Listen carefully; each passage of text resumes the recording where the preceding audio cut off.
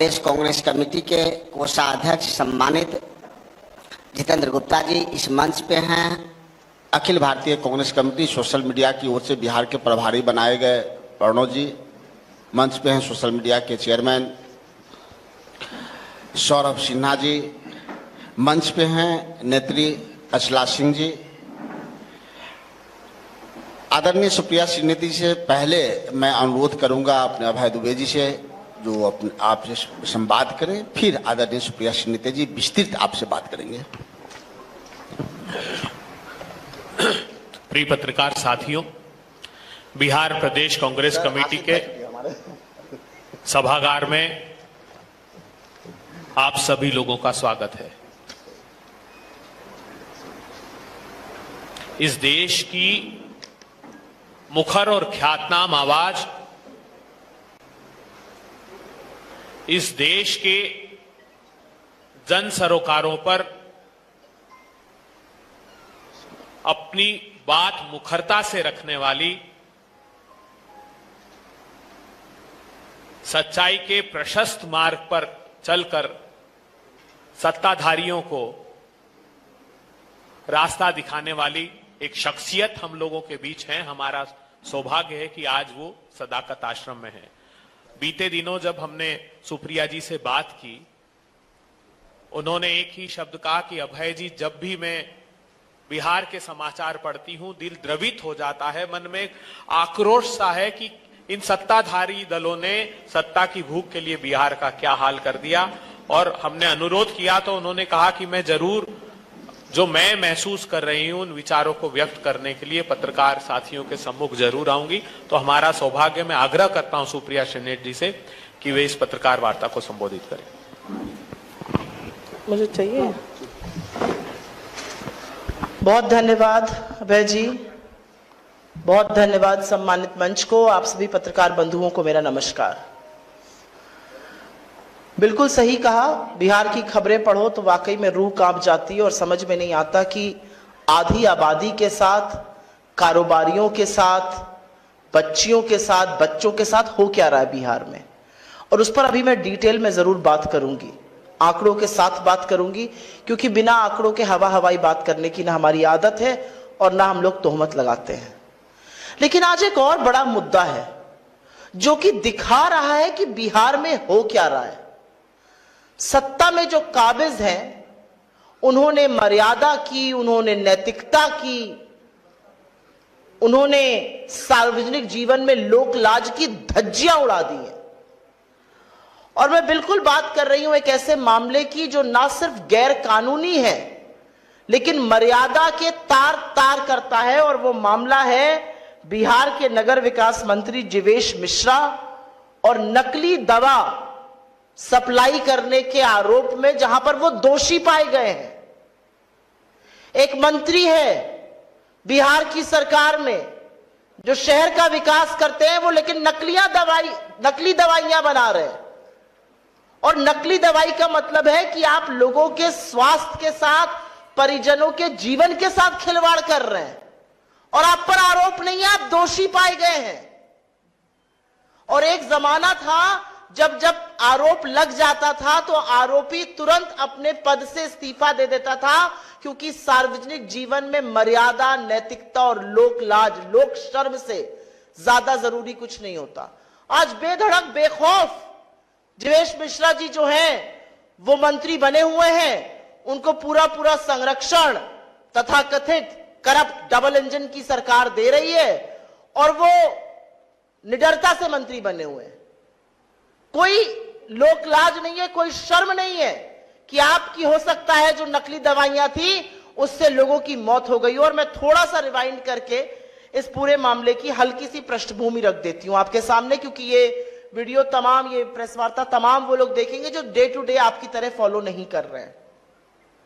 Jivesh Mishra ji Alto health care private limited जो pharmaceutical company है उसके निदेशक थे। राजस्थान में ड्रग इंस्पेक्शन में पाया गया कि उनकी टैबलेट सिप्रोलिन 500 नकली है, वो गुणवत्ताओं पे खरी नहीं उतर पाई और इसके चलते वो और उनकी कंपनी दोषी पाई गई। आपकी जानकारी के लिए जिन धाराएं उनके ऊपर लगाई गई हैं उनका जरा सा विवरण कर देती हूं। धारा 16(1) बताती है कि अगर दूसरी सूची में गुणवत्ता पाई ना जाए तो ड्रग नकली मानी जाएगी। धारा 17 बताती है कि नकली ड्रग का मतलब यह होता है कि अगर कोई चर्चित ड्रग है उसका नाम चुराकर या उस तरह की बनाकर बिना मानक पे खरे उतरे कोई ड्रग बेच रहा है, वो नकली है। धारा 18 बताती है कि निर्माण और बिक्री पर रोक कैसे होती है। कोई भी व्यक्ति ऐसी दवा नहीं बेच सकता जिसकी गुणवत्ता ठीक ना हो, जो नकली हो या जो गलत ब्रांडिंग से बेची जा रही हो, और इन सब पर वो दोषी पाए जा रहे हैं। असलियत यह है कि इन सब पर दोषी पाए जाने के बाद जिस तरह की सजा उनको हो सकती थी, वो 1 साल से 3 साल के लिए जेल जा सकते थे, 20,000 का उन पर जुर्माना लग सकता था। अन्य धाराओं में वो 3 महीने से 1 साल तक जेल जा सकते थे, वहां पर भी आर्थिक जुर्माना था। जानकारी नहीं देने पर अलग से सजा है। रिकॉर्ड ना देकर जानकारी छुपाने पर 1 साल की जेल या 1 लाख तक का जुर्माना है। लेकिन क्या हुआ? नीतीश बाबू के मंत्री, नरेंद्र मोदी जी के चहेते, एक ऐसे व्यक्ति का क्या हुआ? क्या उनको सजा मिली? आपको सुनकर आश्चर्य होगा और यह अगला सवाल जरूर उठेगा कि अगर आपके किसी व्यक्ति से ऐसा हुआ होता तो वो क्या करते। राजस्थान की अदालत ने जीवेश मिश्रा सहित 9 लोगों को दोषी ठहराया और अदालत ने उन्हें जेल भेजने के बजाय प्रोबेशन ऑफ ऑफेंडर्स एक्ट 1958 के अंतर्गत एक प्रोबेशन ऑफिसर उनके ऊपर रख दिया। कोई निगरानी करेगा उनकी। सुधार की संभावना जब होती है तो जेल नहीं भेजा जाता, एक व्यक्ति उनकी निगरानी करेगा। जुर्माना लगा दिया गया 20-20 हजार रुपए का, और उसके बाद एक ऑफिसर रख दिया गया कि यह निगरानी करेगा और इस अवधि में वो कोई अपराध नहीं कर सकेगा।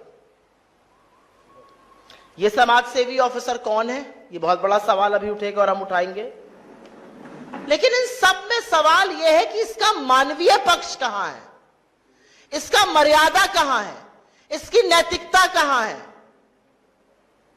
अब चीफ मिनिस्टर जी कितना इस मामले को अब समझ पा रहे हैं कि नहीं पा रहे हैं, यह मैं आपके विवेक पर छोड़ देती हूं। मैं व्यक्तिगत टिप्पणी नहीं करना चाहती हूं, लेकिन बाकी लोग तो समझ ही रहे हैं कि मंत्री जी ने क्या किया है, और वो बेखौफ मंत्री बने हुए हैं।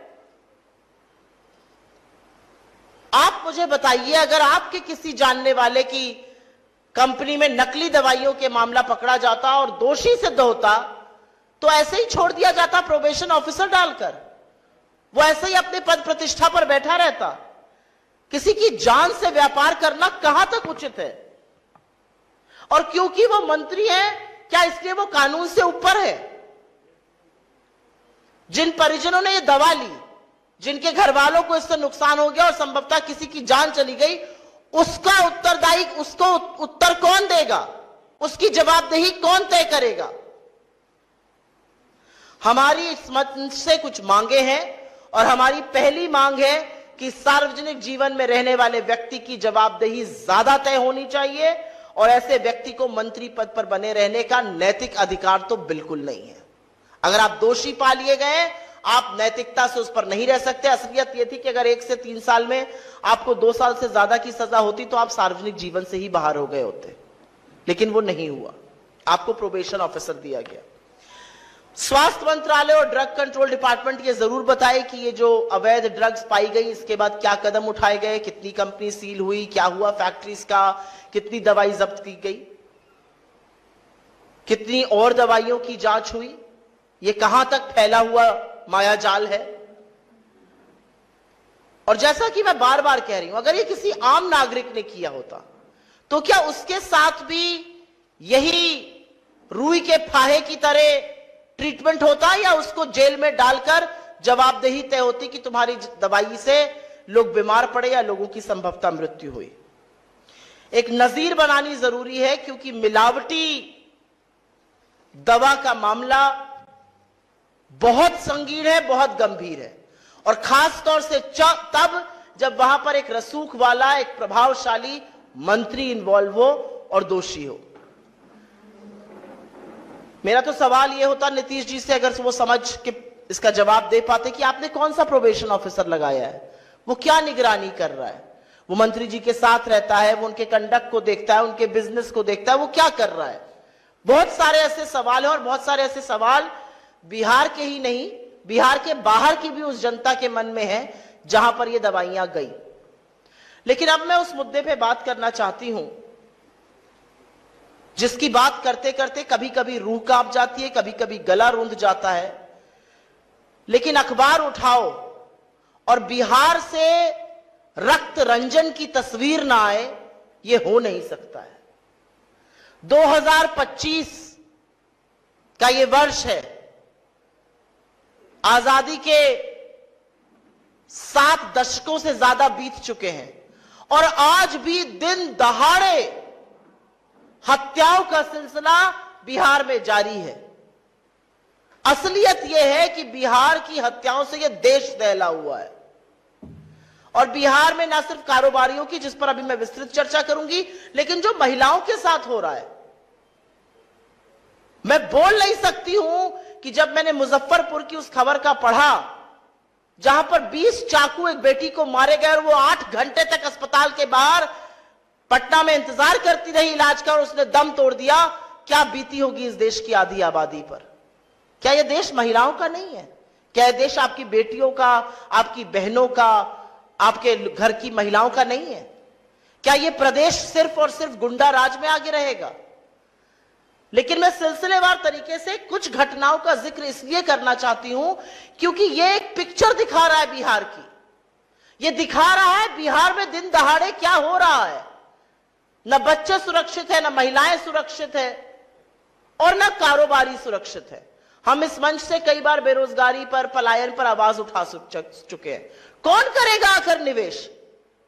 जो नौकरी बनाने वाले लोग हैं, जो धंधा पानी करने वाले लोग हैं, अगर उन कारोबारियों को चुन चुन के मारा जाएगा और सरकार हाथ पर हाथ धरे बैठी रहेगी और दिन दहाड़े बिहार में रक्त रंजन होगा, लहूलुहान होंगी यहां की सड़कें, तो कौन आकर करेगा निवेश बिहार में?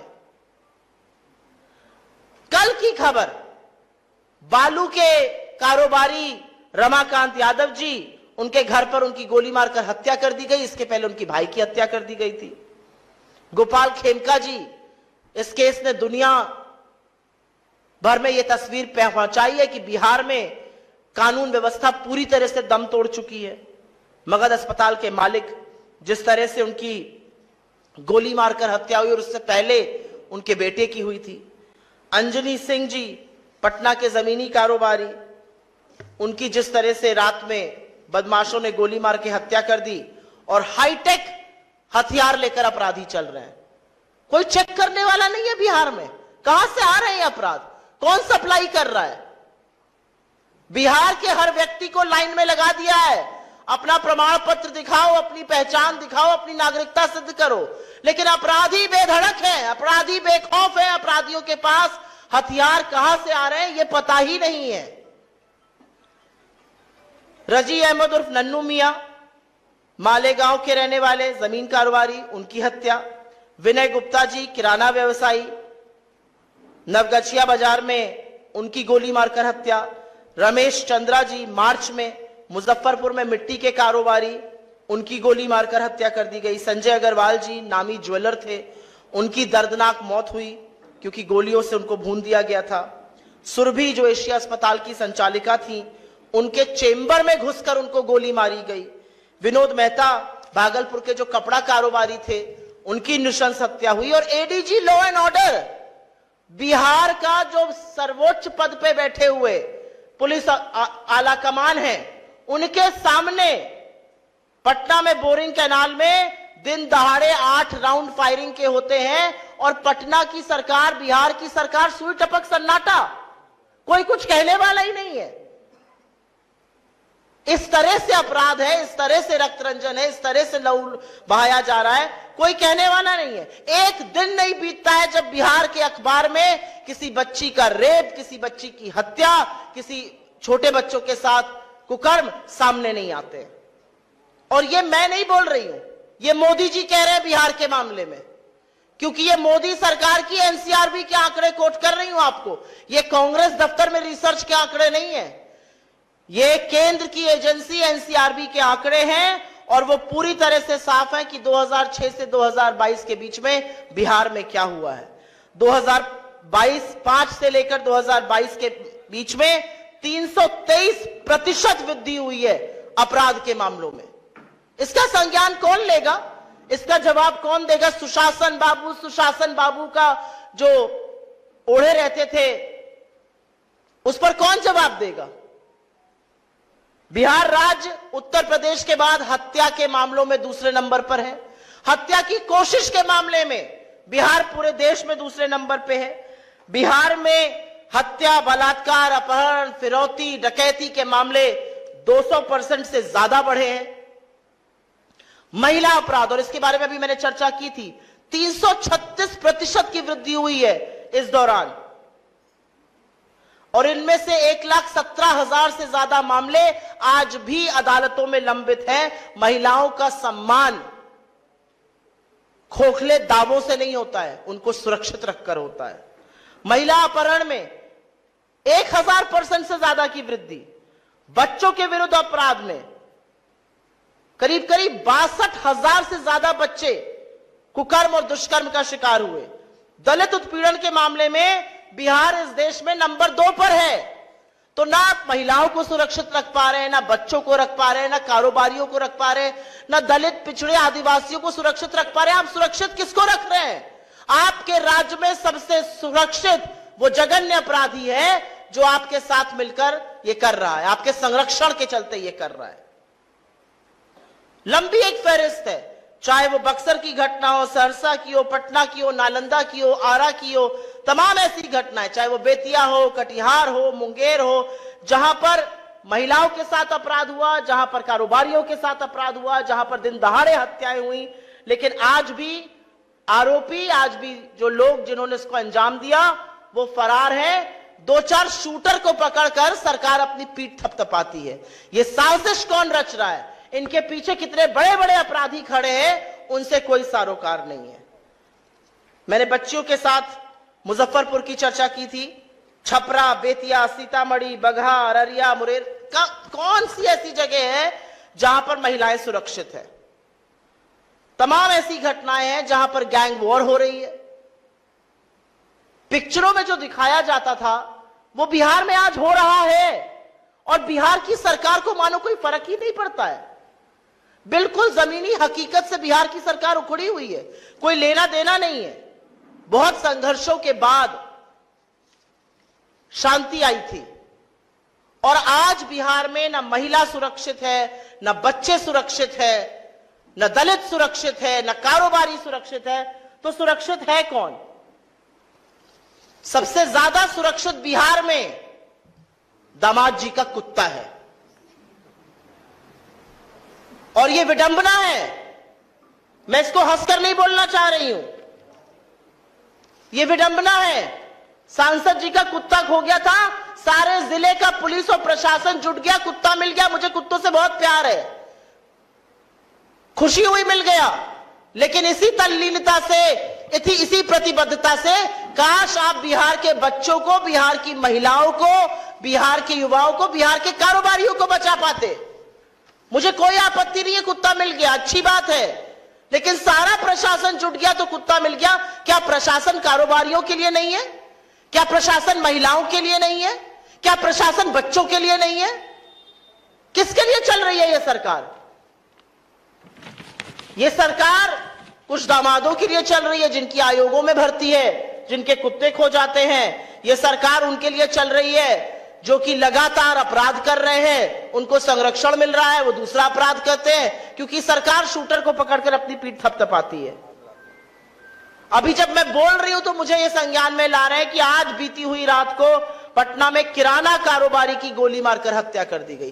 पटना बिहार की राजधानी है, और पटना की सड़कों पर गोलियां ऐसे चल रही हैं जैसे बच्चे कॉल ऑफ ड्यूटी गेम खेल रहे हो वीडियो पे। ये कैसे स्वीकार्य है, और ये कैसे माना जा सकता है? और सुशासन की जो बात करते हैं वो बताएं कि बिहार जो है वो अपराध और रक्त रंजन से क्यों भर चुका है। सीधी बात यह है। आप लोगों के सवाल का इन 2 मुद्दों पर मैं स्वागत करती हूं। जीवेश मिश्रा जी का दोषी पाए जाना और पूरी बेशर्मी से उनका मंत्री बने रहना, और जो रक्त रंजन बिहार में हो रहा है, आप लोगों के ऊपर क्या बीतती है मैं ये सोच सकती हूं, क्योंकि जब हम दिल्ली या कहीं और रहते हैं और लगातार ये सिलसिला जारी है खबरों का, तो जरूर लगता है हो क्या रहा है बिहार में। एक सवाल था कि अभी आपने जीवेश मिश्रा जी की जो नकली दवाई बनाने के ऊपर आपने आरोप लगाया, आपने अपनी बात स्टार्ट करने से पहले आपने बोला कि आप लोग जो है आंकड़ों पे बात करते हैं। क्या आपके पास आंकड़े हैं कि उनकी दवाइयों से कितने लोग प्रभावित हुए, कितने लोगों की मृत्यु हुई है? मेरे पास ये आंकड़ा नहीं कितने लोग प्रभावित हुए हैं, लेकिन अगर कोर्ट ने उनको दोषी पाया है, ये सवाल तो देखिए तभी उठ जाता जब वो आरोपी थे। अगर पहले की सरकारें होती और पहले की मर्यादा होती जो सार्वजनिक जीवन में 2014 से पहले होती थी, तो जरूर उनका इस्तीफा ले लिया गया होता आरोप लगने पर। अगर आप सार्वजनिक जीवन पर हैं तो आपके ऊपर अगर लांछन लगेगा तो आप अपने आप को उस पद से हटा लेते हैं, जिससे कि प्रक्रिया पूरी है। तो दोषी पाए गए 9 लोगों के साथ, कोर्ट ने दोषी पाया है, नकली दवाइयों का दोषी पाया है। नकली दवाई खाकर क्या होता है इसका सब आप लोग परिणाम जानते हैं। कोर्ट ने दोषी पाया है, कोर्ट ने प्रोबेशन ऑफिसर उनको दे दिया है। बंदी के दौरान जो महिलाओं के साथ राजद कार्यकर्ताओं के द्वारा एम्बुलेंस के साथ 1990 के दशक के याद दिलवाया गया, या स्कूटी पर जा रहे महिलाओं के साथ हाजीपुर में उनके साथ हुड़दंग किया गया, हुर्रे की आवाज आई, तो ये महागठबंधन की सरकार आने 2025 की बात होगी, इस चुनाव की बात होगी, बिहार में जो बेटियों के साथ हो रहा है उसकी बात होगी। और इसलिए होगी क्योंकि बिहार में आंकड़े चीख चीख कर एक तस्वीर बता रहे हैं। बिहार में महिला अपराध के जो आंकड़े हैं उसमें कुल 2,21,729 महिलाएं जघन्य अपराध की भेंट चढ़ी हैं। अदालत में जो मामले लंबित हैं वो 98% है। मेरा अपना मानना है कहीं पर भी महिला हो, उनकी रैली में हो, हमारी रैली में हो, सड़क पे हो, संस्था में काम करती हो, महिला सुरक्षा सर्वप्रथम है, उसको प्रायोरिटी बनानी चाहिए। मेरी सार्वजनिक जीवन में हर कार्यकर्ता से, हर व्यक्ति से अपील है, देश की आधी आबादी को सुरक्षित बनाने का काम सिर्फ आधी आबादी नहीं कर सकती है, आपको भी उतना ही करना पड़ेगा। अगर कोई ऐसी घटनाएं हुई हैं तो बिल्कुल गलत है, नहीं होनी चाहिए, लेकिन आंकड़े जो बिहार की तस्वीर बता रहे हैं, और सवाल सत्ता से पूछना हम कब शुरू करेंगे? जब सत्ता से सवाल पूछो तो प्रत्युत्तर जरूर आता है, जवाबदेही तय नहीं होती है। सत्ता आपके पास है, संसाधन आपके पास है, पुलिस आपके पास है, प्रशासन आपके पास है, अस्पताल आप चला रहे हैं, और बेटियां 8-8 घंटे अस्पताल के बाहर दम तोड़ रही हैं। प्रशासन और पुलिस आपके पास है, दामाद जी का कुत्ता ढूंढ लिया जाएगा, लेकिन बेटी को न्याय नहीं मिलता है। इसलिए सत्ता से सवाल, जब चुनाव के मुहाने पर आज हम आए हैं तो सत्ता को कटघरे में खड़ा करके सवाल पूछना जरूरी है। आपने बेटी की बात कर रही है, मुजफ्फरपुर वाली जो पीड़िता थी, लेकिन एक समय था जब शुरुआत में कांग्रेस उस आवाज को काफी ज्यादा बुलंद की थी, लेकिन अब धीरे धीरे कांग्रेस भी शांत हो रही है। मुझे नहीं लगता हम शांत हो गए। मुझे लगता है कि 2 पहलू होते हैं किसी भी चीज के। किसी भी पीड़ित परिवार को आप सिर्फ पीड़ित परिवार बनाकर उसके बारे में चर्चा नहीं करते हैं। जो संवेदनशील लोग होते हैं वो ये भी समझते हैं कि वो पीड़ित परिवार, उसमें पिता है, उसमें मां है, उसमें भाई है, उसमें संभवतः और बहनें होंगी, वो कितनी दहशत में हैं ये समझना भी जरूरी है। और संवेदनशीलता से हो सकता है बात थोड़ी धीमे स्वर में की जाती हो, लेकिन ये बहुत बड़ी बात है। आप बिहार की बात कर रहे हैं, इसकी चर्चा दिल्ली और महाराष्ट्र तक है। मैं मुंबई में थी हफ्ते भर पहले, और जब वहां पर महिलाओं की बात शुरू हुई तो लोगों ने इस बात का जिक्र किया, और मैं इस बात को कतई स्वीकार नहीं कर सकती हूं कि एक बच्ची का पहले रेप होता है, उसके ऊपर जानलेवा हमला किए जाते हैं, 1 बार नहीं 20 बार, उसको घंटों तक पटना नहीं लाया जाता है। और आपको पता है क्यों नहीं लाया गया? यहां पर मान्यवर की रैली थी, और उसके बाद वो अस्पताल के बाहर 8 घंटे एम्बुलेंस में रहती है। आप लोगों ने न्याय कोई और सवाल पूछेगा क्या? न्याय दिलाने की बात की थी, क्या उनके परिवार को न्याय मिला? राजद के कार्यकर्ताओं के द्वारा कहा जा रहा है कि पूरा बाल साफ करो, ये वो माननीय विधायक जी से आप मुझे ऐसा लगता है किसी ने अगर ऐसा कुछ कहा होगा, ये सब बेकार की बातें हैं। 2025 में चुनाव के मुद्दे पूरी तरह से तय हैं, और चुनाव का मुद्दा है बिहार की जो बदहाली हुई है, चुनाव का मुद्दा है बिहार में रक्त रंजन, चुनाव का मुद्दा है बिहार में जिस तरह का भ्रष्टाचार बढ़ा है, और चुनाव का एक बहुत बड़ा मुद्दा यह भी है कि क्या यहाँ के मुख्यमंत्री जी उसका संज्ञान लेने की अवस्था में हैं, उस पर कुछ करने की अवस्था में हैं या नहीं। धन्यवाद।